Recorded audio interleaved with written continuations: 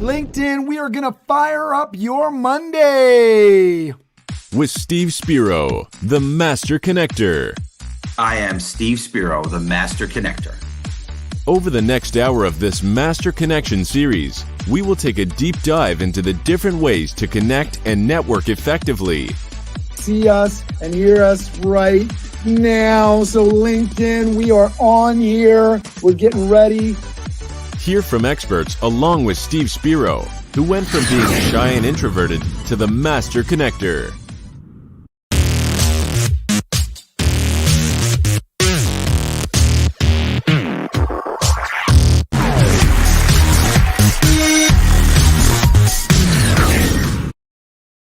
All right, LinkedIn, you know what it is. We're here to fire up your Monday. We're going to get it started here. I'm looking forward to jumping into this chat on discovering your true self with everybody on this. So if you have not posted about where you're tuning in from, make sure you're doing that right now. We always love hearing from the audience. We love hearing from you, knowing where you're tuning in from.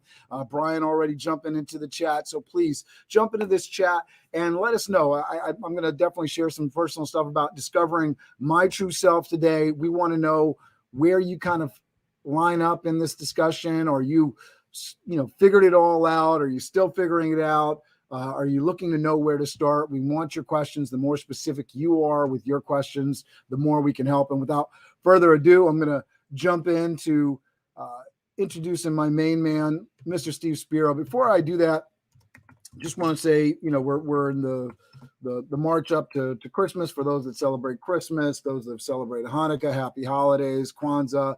We are in the times, and we know that these are challenging times for everybody. We just want to let you know that we're here. If you need somebody to talk to, we know these can be hard times for some people. There's the spirit, the season of giving. We're here to give, to be the light, to be go-givers in your life. So that's what this show is all about, and we are here for you. So without further ado, I'm going to introduce my main man, Steve Spiro. Here we go. Steve Spiro is a martial arts black belt and a master networker. He has moved from being a shy, introverted kid to the master connector he is today. Steve Spiro began his business career by starting an advertising company in New York City. He had an incredibly fulfilling career and experience in advertising and marketing, but eventually pivoted to the technology industry. Today, Steve is a business automation consultant with Quadient, where he helps companies streamline and automate how they communicate and connect with their customers, leveraging artificial intelligence with both hardware and software. Steve Spiro believes in the power of mentorship, growing oneself through self-development and continuing to create meaningful connections through building a large network. Welcome to the stage, the Master Connector himself, Mr. Steve Spiro. Well, thank you, sir. I appreciate you, Cameron, the Wizard of Oz doing all the magic behind the show, behind the curtain here. I appreciate it all, sir. Hey, folks, it's Steve Spiro, the Master Connector, coming at you live and direct here. Cameron and I really appreciate you tuning in. We're here every Monday, 1 p.m. until further notice, but we're here. We come at you with engaging content on how you, too, can be a Master Connector. During this Master Connection series, each week our goal is to gather subject matter experts to impart their wisdom on you. Welcome to the show. All right. I'm very blessed to have my co-host, Cameron Toth, here. Cameron is the host and founder of BizDev Live. Cameron founded Toth Event Staffing in 2011. Toth Event Staffing is a hospitality and staffing company providing caterers, cafeterias, and catering departments in Westchester, New York, and New York City. BizDev Live was founded in 2020 as a weekly show that airs on multiple platforms, including right here on LinkedIn Live, Mondays through Friday at 11 a.m. Eastern Standard Time. BizDev Live takes Cameron's entrepreneurship experience and combines it with his passion for helping young people and business-minded professionals. Cameron's mission in life is increasing access to education and opportunity for all people. So please welcome back to our screen, the main man, my partner in crime, Mr. Cameron Toth.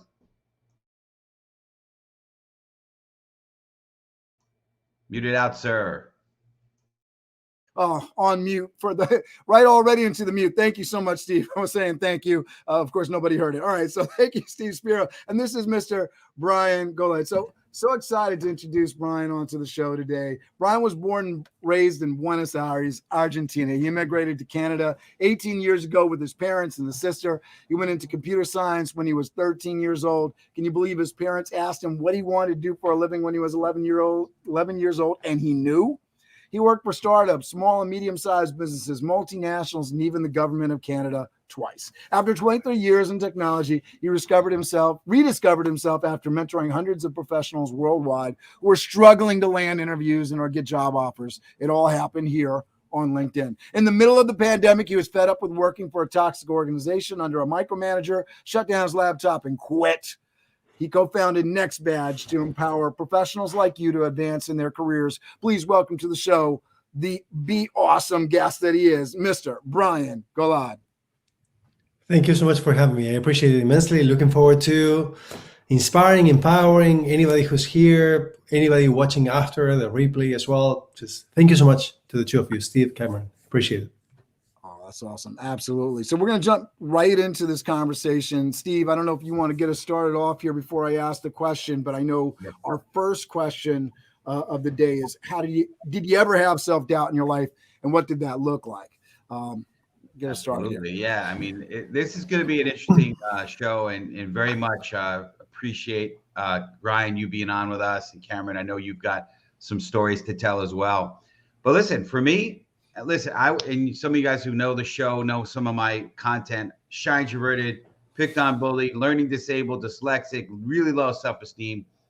And for years, that programming stayed in my head, and there was lots of doubt, right?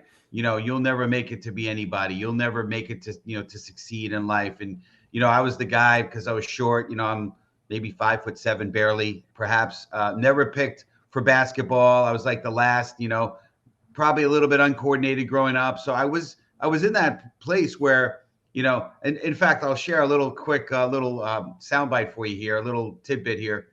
So I was actually, I don't know if you guys remember, but there was a show on TV years back called Wonderama. And on the show, and a good friend of mine, or growing up, I had this friend that was, I guess his parents or father was somehow into production of this show Wonderama, which is on network TV. It was a kid show, kind of like, this, I can't even describe it, but it was a show on TV. And one of the skits they were going to do was a skit called Guess Your Best. And what it was they had us, there was like 4 or 5 of us young boys, and they had some girls, and they asked the girls to choose which boy they would want to, they thought was cute or whatever, would have a relationship with. And guess what? And they polled the audience. Well, I was not picked at all. Okay. So that was the story of my life. So I grew up with a lot of self-doubt, a lot of obstacles, and I'm guessing all of you have obstacles in challenges in your life. And the big question is, has it impacted you? Have you been able to get through it? Have you been able to plow through it? What have you done? And we're going to get into a lot of different great content on that. One of my biggest, I do a lot of speaking, and one of my best topics that I love to talk about is overcoming obstacles and challenges and struggles, because we all have them. Everyone has different ones, right? It could be health related. It could be, all sorts of, things regarding relationships, and who knows, we covered a few weeks back addictions, and it could be everything. But here's the thing. We all know that every adversity, there's a seed of equal or greater benefit. And that's one of those success principles. So you could become anything you want to just put your mind to it. So I love talking about this. I think it's gonna be a great show. Cameron, I'll turn it back to you, and you can kind of, I guess, roll through the question and see who else wants to contribute. Yeah. So Brian, you want to jump in on this? Did you ever have self-doubt in your life, and what did that look like? I mean, we just read the bio where you were saying you knew what you wanted to do when you were 11. So how did that work out? Yeah, well, self-doubt for me came from the fact that I don't have a university degree. So I live in, number 1 country in the world in terms of quality of life, standard of living. Everybody has access to it. I did go to university, but I dropped out. And so I always wondered, this is the imposter syndrome that everybody talks about. Do I deserve what I have? Do I deserve to be leading software development teams? I spent 25 years in technology. Do I deserve this, or someone is going to be able to tell that I don't have a university degree, and then one day I'm going to lose it all? And So no one ever, the funny thing is that no one ever asked me whether I actually had a university degree or what my education was when I was going for those different interviews with multinationals, startups, the government of Canada. Nobody ever cared. I mean, there are certain professions like, medicine, law, accounting, where you need those degrees, but to be in technology, not really. So I managed to get away with that. And then when I discovered LinkedIn, this happened. I realized that I was wasting a lot of time in my life. Personally, I was watching a lot of videos on Instagram and YouTube and Facebook and Netflix and playing video games on my phone for hours a day. And I wasn't going to be able to reach my goals. And when I came across LinkedIn and I realized, I had a profile for 15 years, but I never realized that there was a social media platform behind it. Once I realized that there was one, I was like, I need to actually start spending my time there if I want to grow, if I want to position myself professionally, if I want to be able to grow personally and potentially even financially. And at that moment, a lot of self-doubt came to me. What if I put a like here? People are going to see, maybe my colleagues or my manager, that I'm looking for a job. Maybe that's what they would think, right? Even though I wasn't looking really, I thought, what if they think that I'm looking for one? Can that backfire? I got courage. I put myself out there. I put the first like and then the second. And then what about comments, right? There are a lot of people here on LinkedIn who are not commenting, who are shy, or maybe they don't feel comfortable. They don't know what to say. So it took me a little bit of courage as well to be able to actually start putting comments. I was like, am I good enough to share my experience, my opinion, my perspective, something to contribute to that conversation? And my dad, may he rest in peace, he taught me that the best thing that I can do is really put myself out there and learn something, a little bit of something, to always have something to say, something of value, not just anything, but something of value. And I started to bring myself into those conversations. And then I was like, why am I just contributing to other people's conversations? Why am I not creating my own original content? If I want to position myself professionally, then I need to start writing my own original content. And then, in the last 3.5 years, I've written 2,300 posts and articles, and it's helped me a lot. Honestly, I have to say to you that I think that if I have to attribute me getting out of my comfort zone, sure, I had to push myself to do that. I had to want it really, really badly. But at the same time, LinkedIn was my catalyst. It was really the vehicle, what helped me really rediscover myself. That's amazing. Yeah, I think people come at this from so many different directions, right? The idea that to be 100% confident with yourself, it's almost egomaniacal to expect that, right? And I think, you have people that, run for presidents of the countries, and the understanding that, just to do that, right, you have to sort of be kind of egotistical, because there's this situation where it's all about you. And, I definitely feel your story, Brian, because, anybody that's heard my story and how passionate I am about education and opportunity knows that I didn't graduate from high school. I ended up getting my GED, and then, I pursued a college education, and then, having a child at 19 and not really putting some of the stepping stones in the right place just created the situation where I ended up, getting into college, dropping out, pursuing work, and that's my story. And then, 20 years later, I still haven't finished a college degree, and I suffer from some of those doubts and things that you were talking about, like, well, should I? But I've been a business owner for the last 10 years and been successful and been able to spend time living, I don't want to say the American dream, but I have certain pieces, and I certainly recognize people that make more money and have more credentials than I do, may have more debt and may have a lot more problems than I do. So, it's getting comfortable in the skin that I'm in. But I wanted to address a couple of different things about where people are, because we talk about a professional identity or personal identity, but, even things like sexuality. Me, as a young boy, I was sexually abused. And so things happen to you in your life, and they make you question, well, am I this way? Am I that way? And there's all these things that really make you uncomfortable with your skin, right? And so getting into that place, and what are the things that we do? And I know for me, I don't know if this is helpful for anybody that's watching today, but for me, it's writing about it and talking about it and making sure that I'm not storing it all inside and getting it out there and really examining it and getting those voices of people that truly care about me and love me, to really talk through some of that stuff. And that's helped me deal with the pain and the challenges and the confusion that go along with these things. And I think we've talked about it so many times, right, Steve? Journaling and the positive self-talk and really giving yourself freedom to love yourself and be the person that you want to be, and not sort of storing some of this negative stuff inside of you. Yeah. Yeah, Brian. No, I was going to say that, and the other thing, Cameron, sorry, Steve, that the other thing is that by you sharing this with others, not only that you're helping yourself, but you're most likely helping other people as well, right? When you share your story, there are a lot of people who don't know who to go to.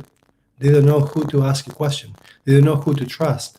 But if you share your story, and they're like, you know what, I'm going through the exact same thing, or I've gone through the exact same thing many years ago, and I didn't know where all this pain was coming from. And you sharing that story makes me feel a lot more comfortable that I'm okay, that I'm good enough, that I will succeed.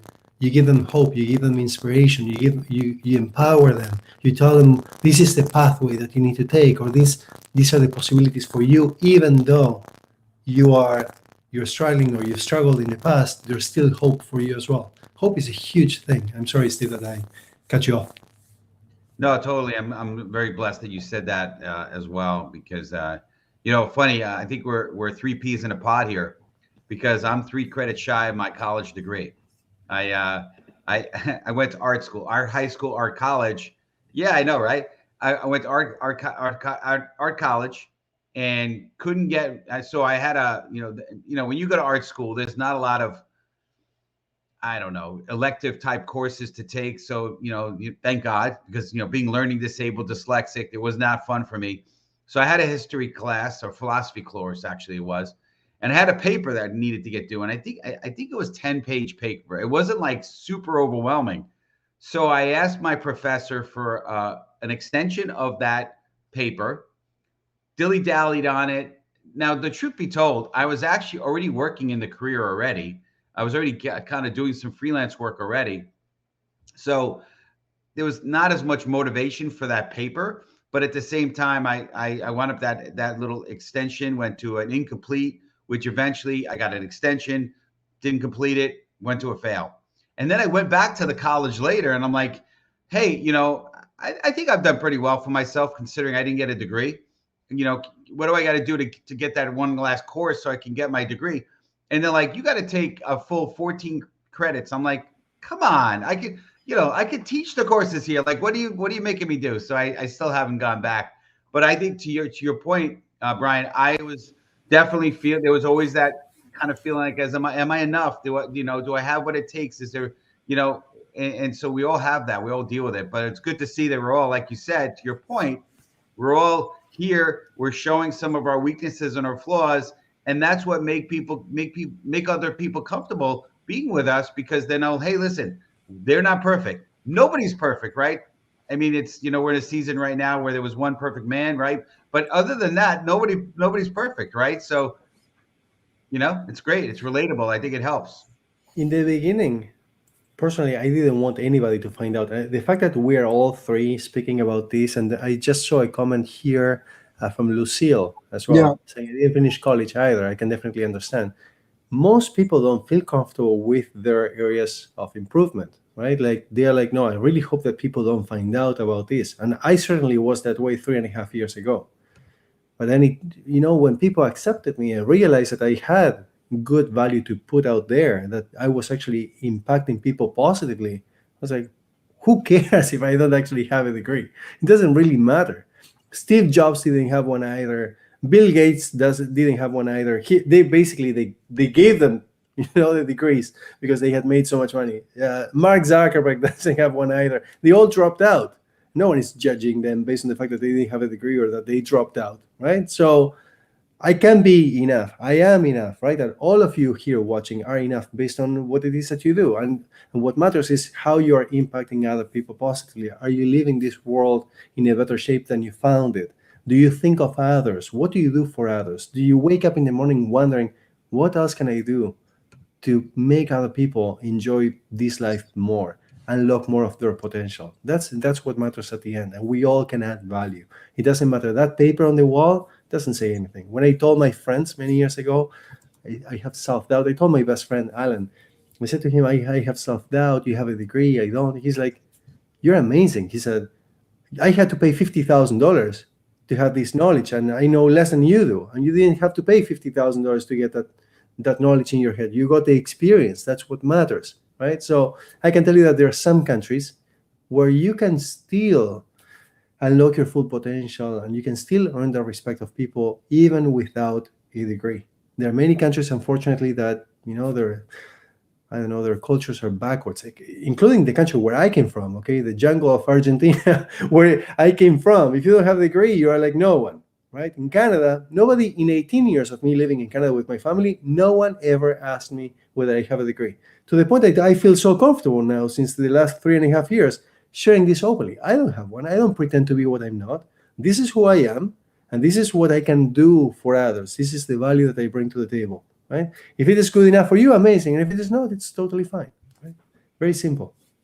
I love that. I love that. And Steve, you can lead this around. And I'm waiting for the audience here to tell us how they overcome self-doubt. I got, I think, a response from Tiffany here. Cameron, so thank you for being so authentic and transparent. I love it and appreciate your truth.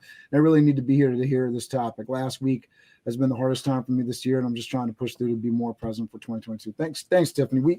We appreciate you, and let us know.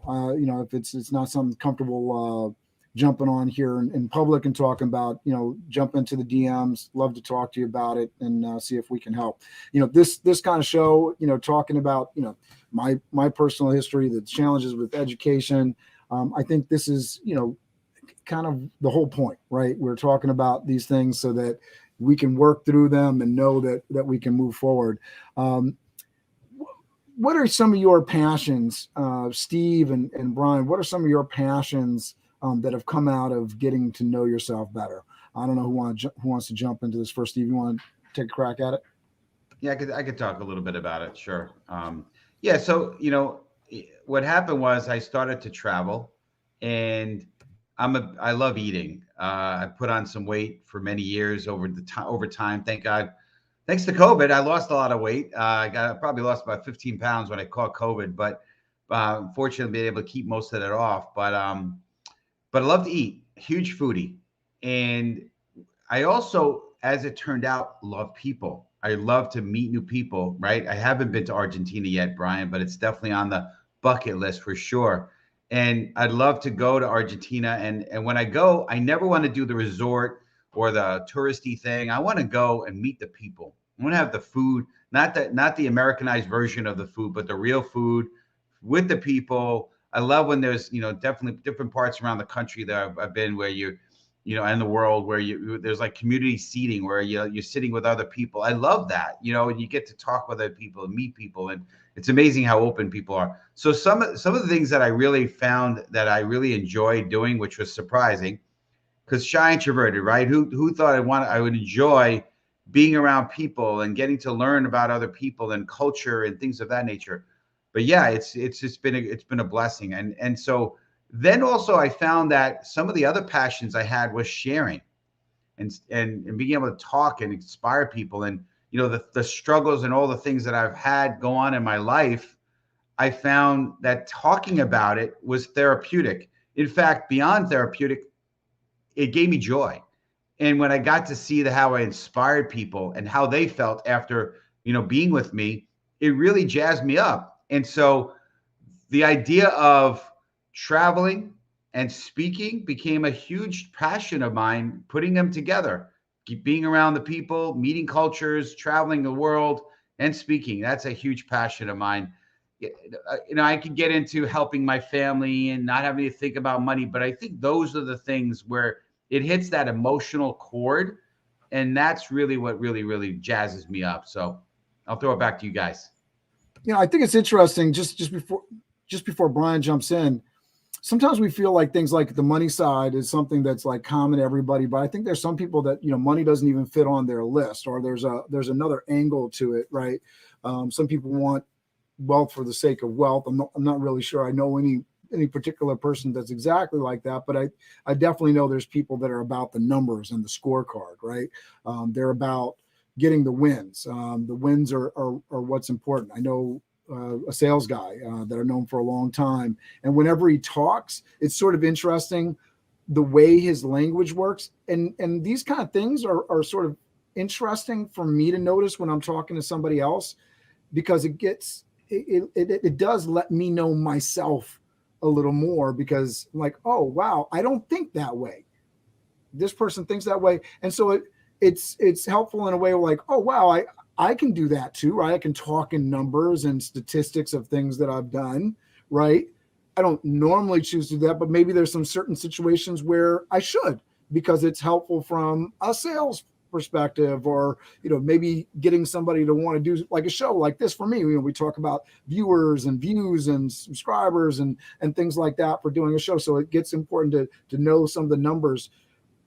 What do I like to talk about? What do I emphasize? And so when you hear somebody else talk about what hear what they're emphasizing versus what you sort of get a little bit more of feel of how your mind works. So I appreciate that piece of the puzzle here. Brian, did you want to jump in? Yeah, absolutely. When we connected with Steve and in turn with you, Cameron, this idea of shedding light onto the world for me resonated so much. I'm not sure who said it first between Steve and I, but that's something that we're so aligned with, and with you as well, Cameron. For me, it's about empowering others. And I realized that, a lot of people ask me, what you do here on LinkedIn, right? A lot of people know that they have a lot of followers, right? But they ask me, is this a show that you put on for LinkedIn so that you can attract a lot of people and who knows how you benefit? I'm like, no, what I do on LinkedIn is exactly who I am. My personality, my humor, my thirst to empower other people, to inspire. So I always go back to when I was a kid, and I always share the first story of at least what I have in my memory of empowering someone else or helping someone else. I had my classmate, I was 5 years old, and I had my classmate who didn't have books. He was sitting next to me, and I had my books. Right? I don't know if it was on the first day of school or after a week, right? I was like, this kid doesn't have books. So I went and I found out. I was always very observant. I found out that his parents couldn't afford to buy him the books. So I went to my parents and I said, hey, I want another set of books. And they were like, we already got you books. Okay, but I want another set. What for? Because my classmate cannot afford the books. They were like, absolutely, we'll get you the books. This is not something that I came up with, although kids, we know that kids are actually typically very generous, right? These are the genes that I inherited from my parents and from my grandparents. So when someone asks me, is this a show that you do on LinkedIn? No, it's not a show. This is a representation of who I am in my personal life. I bring it all to LinkedIn. I don't believe, we may have heard this expression, business is business. I don't believe in that necessarily. Right? I believe that you bring the same values in your personal life over to business if you're doing business. You can be an angel with your friends and be the devil with strangers just because they don't know you, right? There's a reason why people have a reputation. There's a reason why people look up to someone. And for me, I think that it really became apparent, this idea of empowering others. I was at an interview many years ago, and I remember like if it was yesterday. I was very, very comfortable, always very comfortable in the interviews. And I was in front of 3 people who were interviewing me and asking me a lot of questions. And at some point, they ran out of questions. I was sitting to the side, just for everybody to picture this, to visualize it. I was sitting to the side like this, very comfortable, crossing my legs, very comfortable. And at some point, they ran out of questions. They had no idea what else to ask, because every single question that they asked me, I nailed it. And they started to go through my resume. It was a 3-page resume at that time. When they go through my resume and they find a section that says other interests. Other interests are kind of like hobbies, but not necessarily just hobbies. And basically, the first thing that I wrote on other interests said empowering others. So the person in front of me asked me, Brian, you wrote here that you love empowering others. I was like, excuse me, what did I write? I didn't even know that I had actually written it there on my resume. I was like, what did I write? I was like, oh yeah, I love empowering others. He's like, okay, do you have some stories about that? Or can you tell us, how do you empower others? And I had enough stories to be able to show them, I guess, that this is how I live my life, finding opportunities to empower other people. Every single time I have an opportunity to do something meaningful for someone else, it doesn't matter if it is, especially if I am not expecting anything in return from that person, it feels so amazing. It's so fulfilling, so satisfying to be able to do something without any expectations, right? And that's why when I go to Starbucks or when I go to a restaurant and I find that the cashier maybe or the barista is like just having an okay day, right? Like everybody's just asking for their grande, black, whatever, right? I come there and I cheer them up. Hey, how are you? How was your weekend? Are you looking forward to the weekend? How's your week going? Just want to really connect with them. I want to make them feel special. If you can always make someone feel special, they will always remember you. So for me, it's always empowering and giving people something that they can benefit from. Love that. And we have Juan-Diego that's really on that same energy level right here. Cameron Toth, I'm passionate about being an uplifter and finding the good things in people. There are too many people and things that focus on negativity. Success to me is how many people are better off because I lived and make an impact in their life. So exactly on the wavelength that you're talking about, Brian. I love that. And I think sometimes we forget as people, and we can be caught up so much in our head. I mean, I know today's topic is about discovering our true selves, but sometimes it's about not focusing inward and focusing outward. Sometimes it's about focusing inward and doing that work that's really important so that you can focus outward. If that makes sense to folks, I think, we go back and forth, right? I guess I got a little head nodding from Steve and Brian as we were going there, but the idea that, we do this work so that we can get over ourselves to a certain degree and be able to be uplifting and be a true help and inspiration for others. I think that it goes both ways, though. I definitely, had a childhood friend where I remember having that conversation, like he was trying to help, family member. And I was like, dude, you got to help yourself before you're able to help somebody else. So if you're in a situation where, you're being dragged down, there's a hole in the ship, you're a tugboat, and you got a hole in the ship, you got to fix that hole before you're able to, tug that larger ship, to the dock, that sort of thing. And I think that's really important to remember, that you can't really help people without helping yourself first. But once you're in a good spot, man, go to it. Then it's about how many people you can help and not about what you're doing for yourself. Go on, Brian. Remember the airplane emergency. I don't know if it's been overused or not. Yeah, I don't hear too many people using it, but they are asking you to first put the oxygen mask on yourself before you help the person next to you.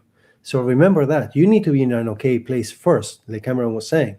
But remember that once you put the oxygen mask, you have the responsibility, the obligation, I would say even the obligation to help other people, to put yourself in the shoes of others. Remember that if you didn't have the oxygen mask on yourself first, you went through that.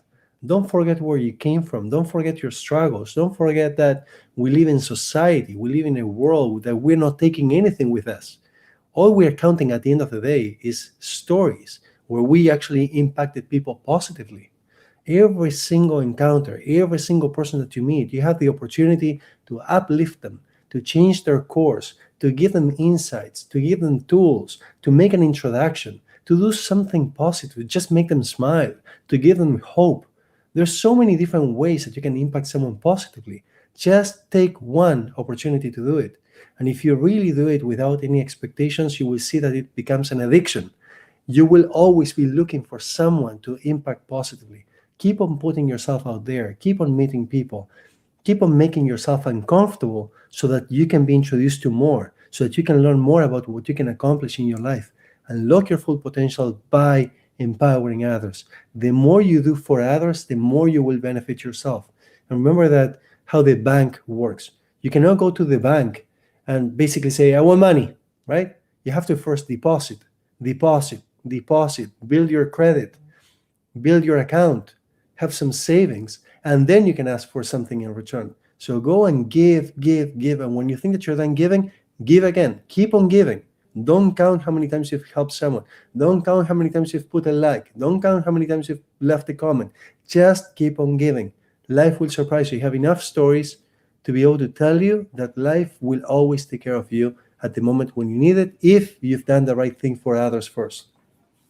I want to just address that real quickly, Brian. How, whenever we talk about social media, I feel like there's a good population that, because they don't post, because we see that they're not taking these actions, my assumption is that they're overwhelmed by it, right? It's too much. I know for me, when I stop posting, it's usually because very busy and I got other things going on, and me and Steve were talking about in doing this show, the importance of putting together a content map and calendar for it, so we can have it done in advance, do the work, and have it play out. And when the inspiration takes us, we can ad lib, but have things planned out in advance so that we get it done. What is your recommendations for folks? Because you're talking about very organically, right? Post and just put yourself out there. What's your advice for people that are feeling overwhelmed with that?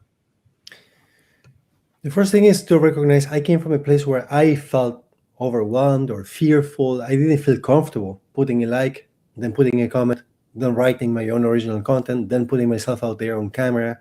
Right now I feel comfortable, but the only reason why I feel comfortable doing this is because I've done it enough times. Now it's become also an addiction, seeking to become uncomfortable. I'm like, what else can I do that makes me feel uncomfortable? Maybe back in the day, maybe a year ago, it was showing up on other people's shows. Maybe more like 3 years ago, when people started asking me to come on live shows. I don't know if you guys know Anthony Isabelas. He brought me on the first LinkedIn Live. And I was like, what am I going to talk about? If I look at that first LinkedIn Live that I did, I was so stiff. I was like, I don't want to say the wrong thing, right? We're having a coffee here in Toronto, and he was so kind to take me out for lunch, and we've developed an amazing friendship. But during the LinkedIn Live, I was so stiff. I wasn't myself because I wasn't comfortable, but I still did it. That's the way to grow. Now, a couple of tips that if you want to really put yourself out there, if you're like, wow, this guy achieved it. This guy is actually making something out of LinkedIn that I am not. I recognize that if Brian with that funny accent can do it, then I should be able to do it as well. I should be able to accomplish something. Brian has been able to empower many, inspire many, build a community, a following, been able to triple his salary thanks to LinkedIn. He's been able to, after that, double his salary by quitting corporate. He has his own business. Maybe I can do it myself too. I mean, if Brian could, and he said that he didn't have a university degree, which I don't, then if he could do it, then I should be able to do it too, right? I can. If he could, I can. Right? Don't ask yourself, if he could, why can't I? No, just tell yourself, if he could, I can, and then go for it. But you have to take action. You have to do something.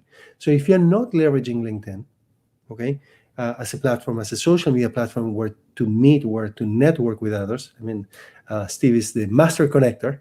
If you are wanting to build these amazing relationships, you have to put yourself out there. Leaving a like on a post, it's not going to do anything for you. And the one thing I want everybody to understand is it's so easy to stand out, but don't stand out just by leaving great posts. That's not going to help you stand out. Not for good reason, at least. Okay, 90% plus of the users on LinkedIn don't understand how to leverage LinkedIn. They don't actually use LinkedIn. So if you want to stand out on LinkedIn, LinkedIn as a platform is raw. It's virgin. Like, you can really get a lot of exposure. So put yourself out there with real value. You see a really great post, stop. Think. Did I have this experience before? Can I share something about that? They have the opposite experience before. Can I share that respectfully? Can I say, actually, I had the opposite experience? Do I have an opinion about this? Do I have a thought about this? Do I have a question about this? Build yourself up. Build your authority on LinkedIn. Build a community. Try to do something of value, give meaning to the conversation. And if you want to start to create your own content, which might actually happen after you start to engage with other people's content, force yourself to do it every day. Pick a time that you feel comfortable with. let's say 9 a.m. I'll give you my times, okay? 9 a.m., 9 p.m. I said, I'm going to force myself to do it. I was commuting to work. I was writing my own articles, then my posts. I was writing on while I had that time where I basically was killing time before I was sleeping on the subway and on the bus before. Now I was actually doing something productive. I was putting my brain to work. I was writing something. I was thinking about my experiences and how I could benefit others. And I started to put myself out there. So force yourself, put yourself an alarm and say, I'm going to give myself an hour to write every single day. Now, my dear friend, Giuseppe, he says two things. People have two problems. The first one is that they don't start. A lot of people don't start. Oh, this was very inspirational. Thank you, Steve and Cameron, Brian. This was awesome. But they don't do anything. Don't be that way. If this really resonated with you, take action. The second problem that a lot of people have is they don't actually continue afterwards. They think that they have this fantasy. Oh, I'm going to find new jobs in 2 days. I'm going to become rich. I'm going to get a lot of followers. I'm going to get a lot of likes, a lot of views, a lot of this.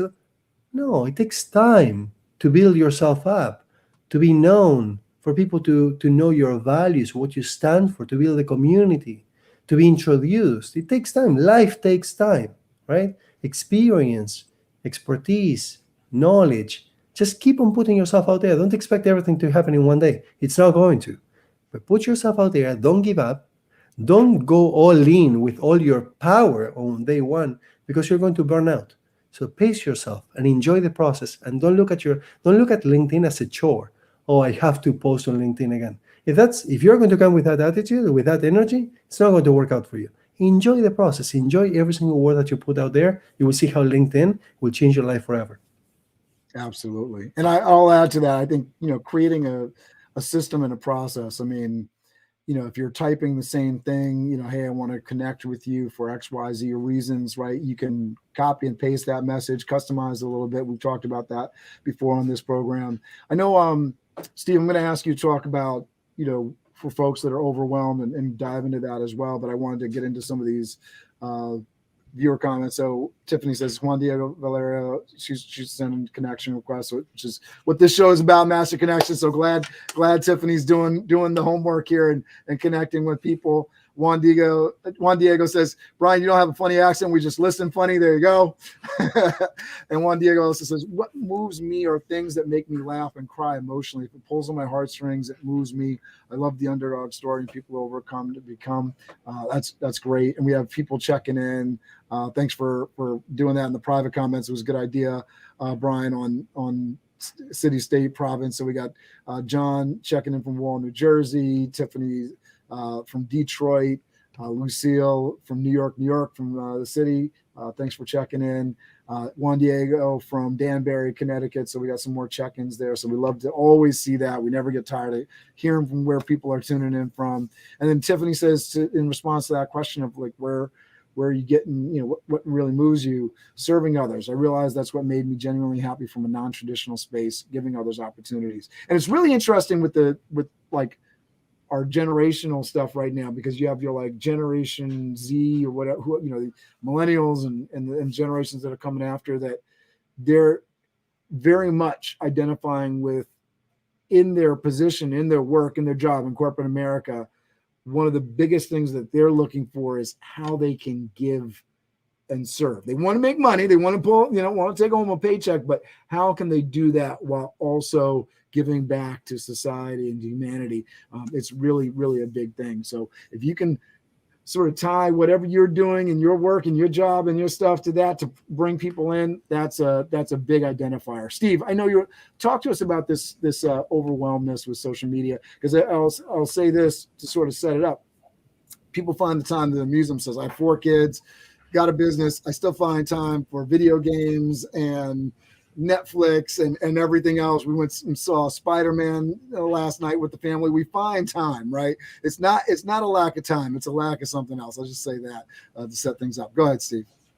Yeah, thanks for laying it up on a platter there, Cameron, but I appreciate it. No, it's true. And we all make time for what's important to us and obviously things that move us, right? That jazz us, that get us excited. I think that's the value of, I'm not a TikTok guy, but that's why the popularity of TikTok, because it's like there's things on there that entertain us, that make us laugh, that make us cry, whatever it is, right? amuse us, right? And I think there's a piece of that.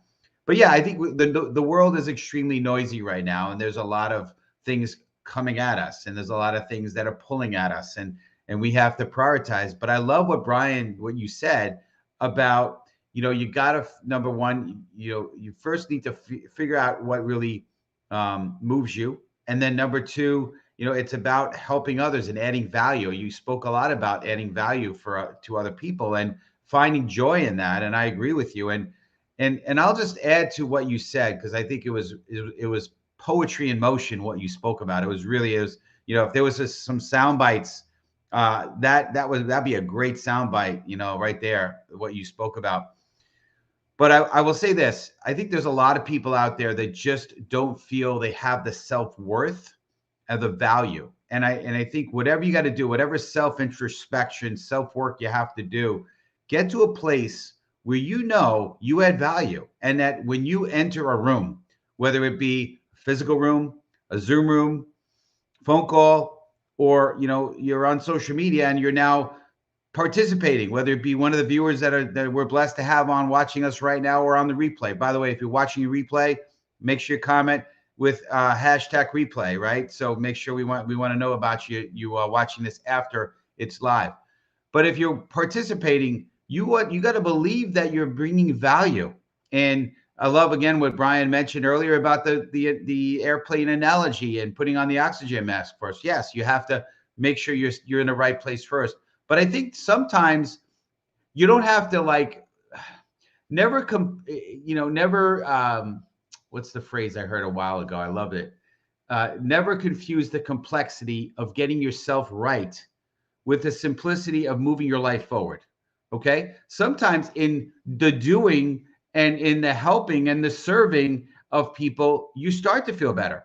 So I think you said it too, Brian, which is just move, just do something. Right. And also another thing that I think, and I've been guilty of this, and that is the self-loathing we have of ourselves. Oh, I didn't do enough. I'm not doing enough.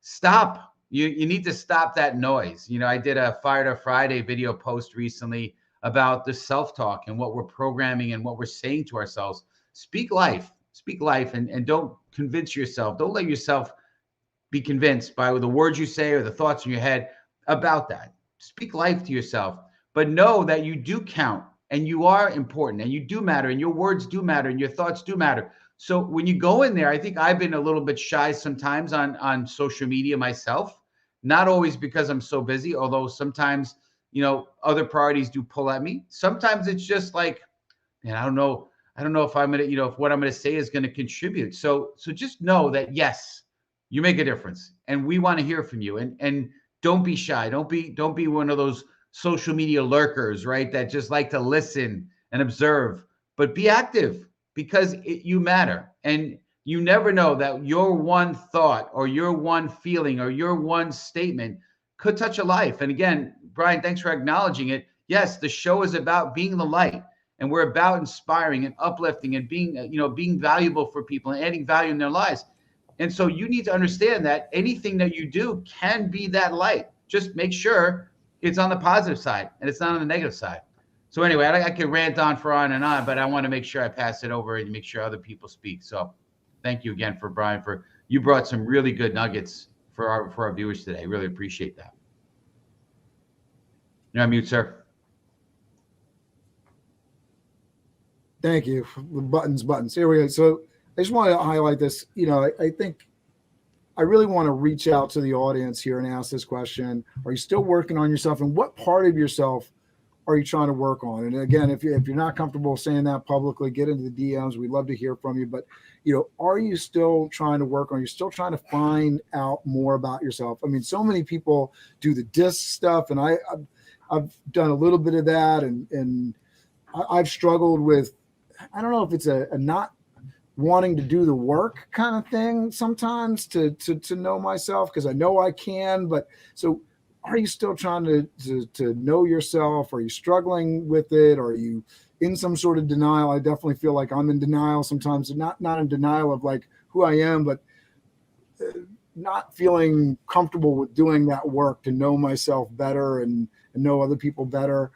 It's a hard thing to say, so I apologize if I'm not hitting it on the nail with the language, but I definitely feel that sometimes I'm hesitant to do that work. Are you there? Are there things that you're trying to work out of yourself? We want to hear from you. In response to the question, Lucille says, definitely, she's still trying to work on knowing herself. And Juan-Diego says, Steve Spiro, it's hard to grow above the level of your self-image. The tongue is the most creative force in our day-to-day. The power of the spoken word is vital to elevating your self-image and self-worth. Positive self-language, right? I don't know if you want to address that, Steve. Yeah, I mean, absolutely. And JD, it's JD. He likes to be called JD, I think. I know we recently JD, got a chance okay. to speak. Yeah, that's all good. And, he's 100% right. It's scriptural. It's we know it's also, neuroplasticity, right? The tongue is the programming of our brain. It's the keyboard. It's the keyboard and mouse of our computer, our brain, right?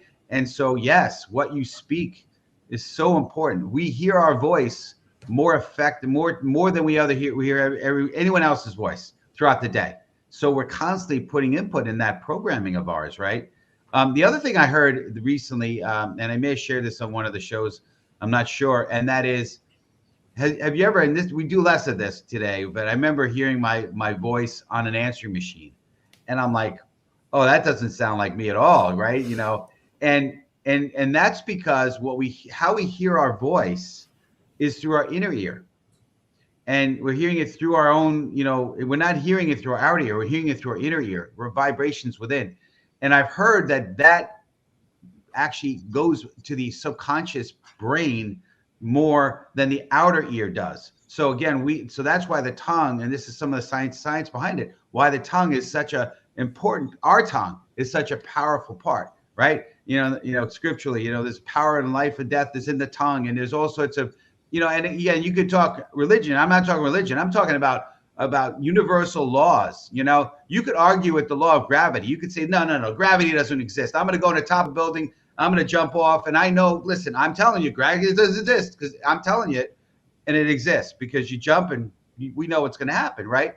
That's one of those laws that you could argue with me all day long, but it's a universal law and it works. So don't fight that law. Anyway, but you wanted me to chat a little bit on another topic, Cameron. I don't want to dominate here, though. The only thing I was going to throw in here now is that Alan Greenwald is saying, in terms of what he's trying to work on, and I thought this was important to bring up, dealing with disappointment in a more productive and beneficial manner. But just before, I just wanted to ping on what you were saying. When somebody's speaking, and Brian, you might have this too, when you have somebody that's speaking to you and they say words, they're using language that isn't empowering them, that's putting themselves down. I find a moment, and I try to do it in a way where I hope that I'm coming off caring and compassionate, but I try to definitely kind of put my foot down in the sand and say, listen, I hear where you're coming from. I get your intention with the words that you're saying, but you need to have some positive language around what you're doing. Even something as simple as I'm sorry that I'm late. We all got stuff that's going on in your world. And not only is it a negative thing for you to constantly say, if you're in that situation that you're late, it's one of those situations where it's probably not the best thing for you to say. You're late, maybe you made me wait, and now you're wasting more of my time with this apology, whereas you could have said something along the lines of thank you for your patience.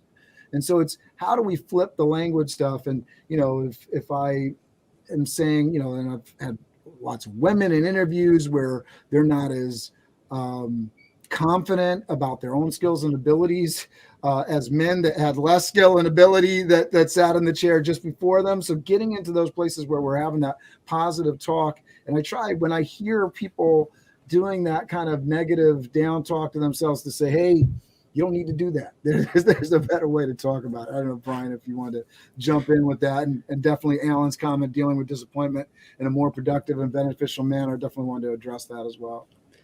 Yeah, two memories came to mind. I'll try to share very, very briefly. It has to do a lot with what we tell ourselves, right? We're talking about talking. A couple of years ago, I remember like if it was yesterday, I was standing in my kitchen here in Toronto, in my home, and there was someone who reached out to me via private message on LinkedIn. And probably, no matter how many things I've done in my 3.5 years here on LinkedIn, empowering and inspiring, probably this is my most favorite story because of what happened, and you will hear in just a moment. Basically, this lady, this person, this woman, she reached out to me, and we were chatting, and we chatted back and forth via private message. And I can't remember exactly what it is that I said. I can go back to the comments or the private message, the history, and I can see what it is that we discussed. But basically, we chatted for maybe 20 minutes, half an hour, and I wished her the best, right? I said, oh, wish you all the best. 1 week later, she came back and she said, Brian, I want to say something to you. I said, yeah, absolutely. I have no idea what she wanted to say. But she's like, I want to tell you that today I'm alive because of you. Like, excuse me? Like, what are you saying? She's like, I was going to commit suicide last week, and I didn't because of you. And I said, what? Like, I don't understand. She's like, you listen to me. And she's like, today my daughter has a mom thanks to you. So this is how important it is to listen to others, to stop for a moment, to acknowledge the other person, to look at their expression. I was giving earlier the example of a barista or a waitress or a waiter at a restaurant. I know that they are the most depressed people in the world. Have you ever seen baristas, right? They seem pretty happy with what they're doing, right?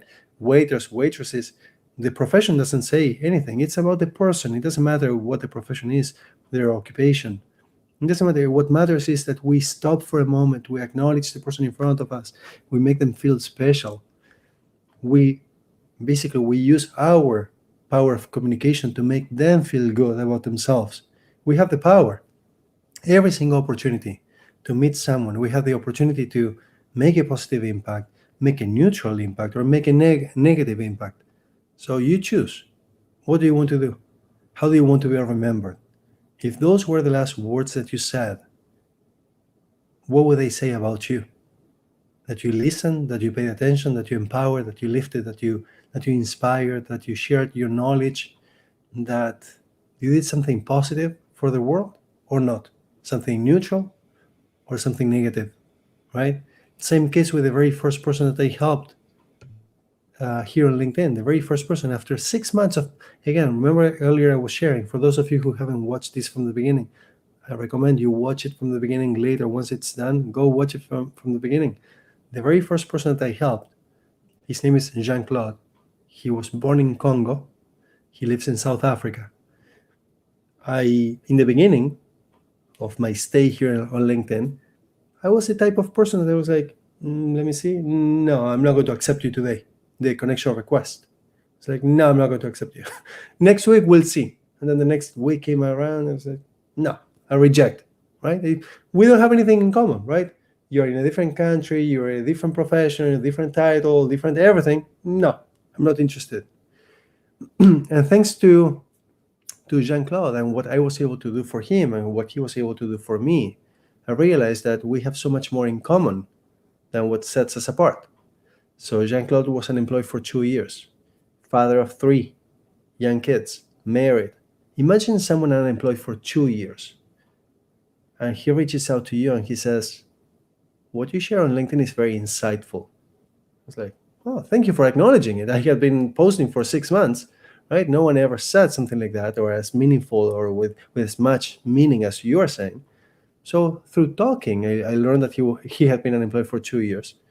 I said, look, if you ever need anything, don't hesitate to reach out. He was like, oh, thank you so much. I will. 3 days later, he came back to me and he said, Brian, tomorrow I have an interview. I said, congratulations, that's amazing. Can I help you in any way? I was not expecting anything in return, okay? Not a penny, not thanks, no nothing. Just wanted to help someone, another human being, get back on his feet. And his question was, do you know anything about logistics, the logistics industry?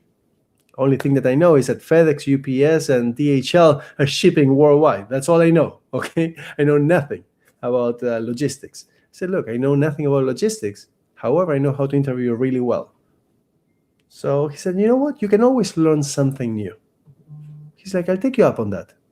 We connected on a call for 35 minutes. I was able to understand what he was struggling with. And I told him, you need to do this, this, and this. You need to change the way that you think. And this is the reason why I'm sharing this story, Cameron and Steve. If you're wondering, why is he sharing this story? The reason is because when a certain situation happened to him during his last interview, where basically the interviewer, his future hiring manager, had asked him a question. And shortly after he started to answer, his hiring manager started to what seemed like he was chatting on the phone with someone, texting someone. Okay. So at that moment, Jean-Claude started to have all this self-doubt. Am I worthless? Do I not earn his respect? Why is he not listening to me? Maybe it's my accent, maybe it's my skin color, maybe it's this, maybe it's that, as opposed to just telling himself positive things. What you feel in your brain, what you think of, is going to damage you or lift you. It's up to you. But if you have mental health, you have the ability to control your thoughts. So make sure that your thoughts are positive. So I said, Jean-Claude, have you ever given anybody the benefit of the doubt? She's like, yeah. It's like, what if it was his wife saying that his child fell and broke a tooth? What if it was someone saying that the factory caught on fire? What if this, what if that? Do you know him? Do you know that he's disrespectful? Why don't you think positively that he's actually respectful and just something came up? So give another person the benefit of the doubt to preserve your sanity as well. Okay? Can go on, but just look after yourself. No, I think that's so big, right? The idea that somebody takes offense of something before they actually understand the situation. I think we've all heard of a story where something like that has taken place, and giving you the benefit of the doubt. And then also thinking about the outcome piece of it, right? Even if they are ignoring you for the moment or doing something else, does it benefit you in any way, shape, or form to get upset about it? And at the end of the day, it doesn't. And I so appreciate that story, because I think sometimes we just can get, and I see it all the time because I interview all the time, so I know exactly what you're talking about. You have people there, and I'm just looking for, as a employer, I'm just looking for somebody that has the experience and the attitude and the ability to put on a uniform, do the type of work that we do, and smile and enjoy another human being. And sometimes somebody gets so caught up in one piece or element. And so what happens? Well, I don't see that person that can actually do the work. And so, they sort of talk themselves out of a job. Right. And I'm trying to set up the path to make it as easy as possible. And sometimes people get in their own way, and you see it all the time. I want to shout out a few of our guests, and then Steve, I'll let you jump in here. But JD says, I'm always in the process of becoming. I imagine my life is spokes on a wheel, trying to better myself financially, spiritually, mentally, educationally, family and relationships, physically, socially, and giving back. Love that. And the better half of the Master Connector here says, Elizabeth Spears says, make time for you. You can't pour from an empty cup. We appreciate you. And then Tiffany Glenn says, yes, I'm learning so much about the new version of who I'm becoming every day. I'm such a different person today than I was this time last year. I'm proud of how far I've come. We're proud of you. Thank you, Steve. Thanking his better half there.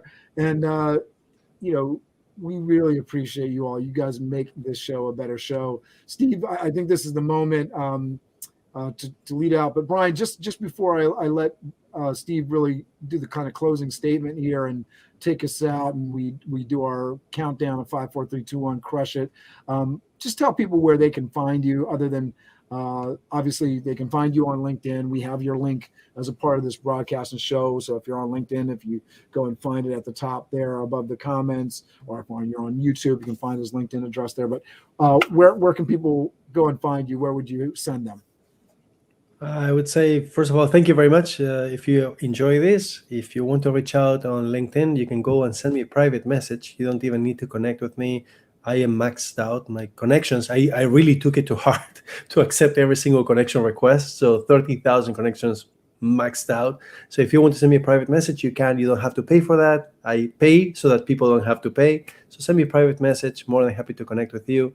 You can go to nextbatch.com. If you want to learn for free how we help clients, go to nextbatch.com, learn how to land more interviews, how to get more job offers, how to negotiate a higher salary, how I, without a university degree, went from $18,000 or $19,000 a year when I first landed in Canada to $220,000 a year. If you want to learn how I did it, go and learn. Nextbatch.com.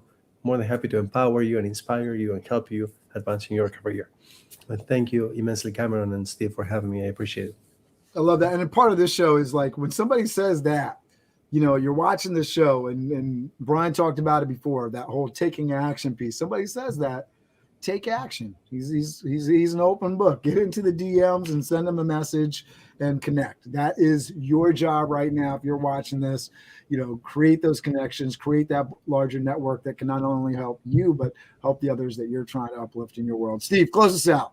Yeah, I mean, I he said, I got 30,000 connections, like a mic drop, it's like, but he lives it. He lives it and breathes it. And Brian, when we had that connect call, which again, talk about doing, right? I highly recommend, if somebody connects with you, have that connect call, have a connect call with them. And I did that with Brian, and he told that story about, how he helped the gentleman in, I think it was Africa, I think you said, right? And I'm like, wow, this man is amazing. He did it out of the goodness of his heart. And because he gave and he was a go-giver, we speak a lot about being go-givers, right? In fact, to the point where, Cameron, I never told you this. I asked Bob Berg, because we have a relationship with Bob Berg, because he's on our show, the Go-Giver, author of The Go-Giver, along with Mr. John Mann.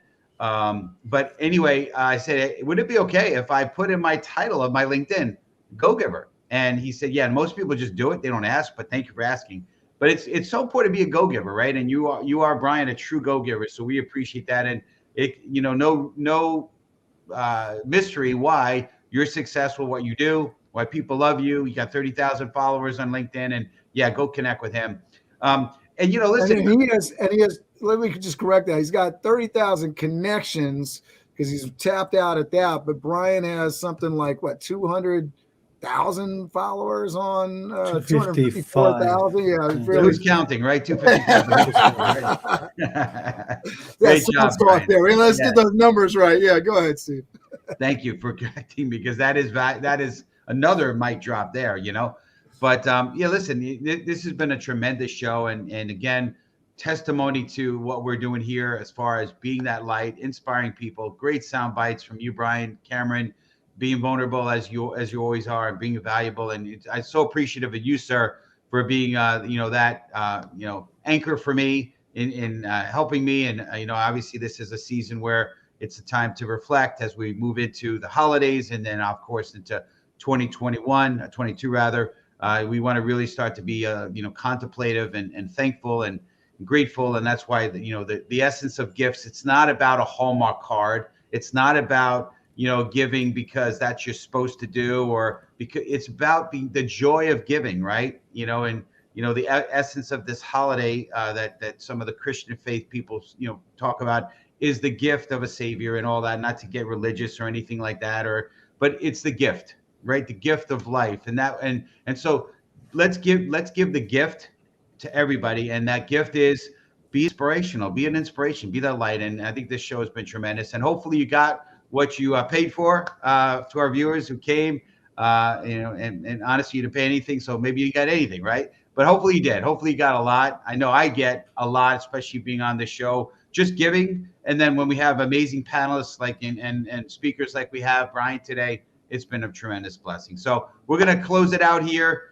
with how we do. And viewers, please feel free to just yell out "crush it" in the chat, in the private chat, or the comments. I do want to say, Cameron, we do have another show, right? We have a show coming up after the holiday, right? Correct? January 3rd, 2022. I know for everybody, it's like, oh my goodness, 2022. Oh my, it's January 3rd, 2022. Breaking barriers through access. We have Angela Shaw and the Dr. Dre from YoMTV Raps and Bernadette all on the show. We're looking forward to it. Very excited about a new year. New year, new you, right? Same you, but enhanced. Another year of experience. We're there with you. Count us down for Crush It. Let's do it. Ready? 5, 4, 3, 2, 1. Crush it! Go out there and then crush it, everybody. Have an amazing week. We will see you next week. Not next week, I'm sorry, January 3rd. So mark your calendar. Will be a couple weeks away with the holidays. Have an amazing holiday, and we will see you next time. Looking forward to spending the new year with you. LinkedIn, we are going to fire up your Monday. With Steve Spiro, the Master Connector. I am Steve Spiro, the Master Connector. Over the next hour of this Master Connection series, we will take a deep dive into the different ways to connect and network effectively. See us and hear us right now. So LinkedIn, we are on here. We're getting ready. Hear from experts along with Steve Spiro, who went from being shy and introverted to the Master Connector.